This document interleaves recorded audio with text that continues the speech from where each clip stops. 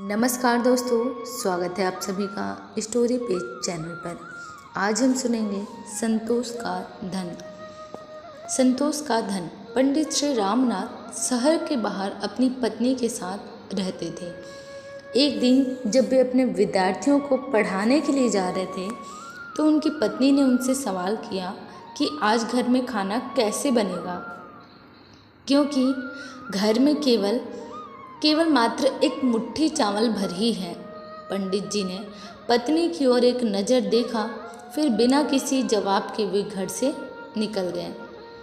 शाम को वो जब वापस लौट कर आए तो भोजन के समय थाली में कुछ उबले हुए चावल और पत्तियां देखी।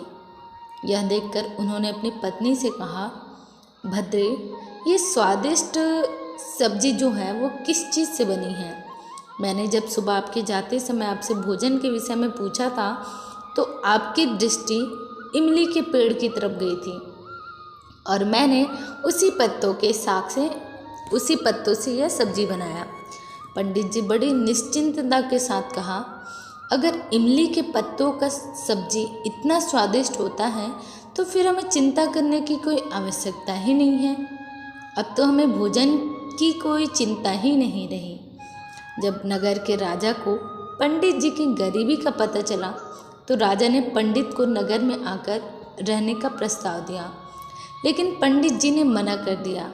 तो राजा हैरान हो गया और खुद जाकर उनकी कुटिया में उनसे मिलकर इसका कारण जानने की इच्छा हुई। राजा उनकी कुटिया में गया तो राजा ने काफ़ी देर इधर उधर की बातें की, लेकिन वो असमंजस में था कि अपनी बात किस तरह से पूछे। लेकिन फिर उसने हिम्मत कर पंडित जी से पूछ ही लिया कि आपको किसी चीज़ का कोई अभाव तो नहीं है ना? पंडित जी हंसते हैं, फिर बोलते हैं, यह तो मेरी पत्नी ही जाने। इस पर राजा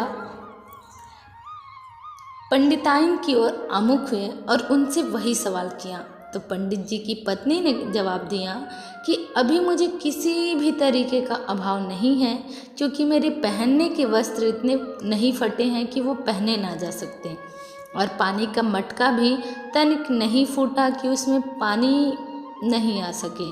और इसके बाद मेरे हाथों की चूड़ियाँ जब तक हैं, मुझे किस चीज़ का क्या अभाव हो सकता है?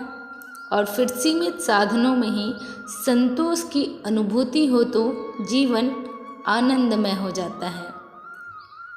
राजा ये सब बातें सुनकर बड़ी श्रद्धा से उस देवी के सामने झुक गए।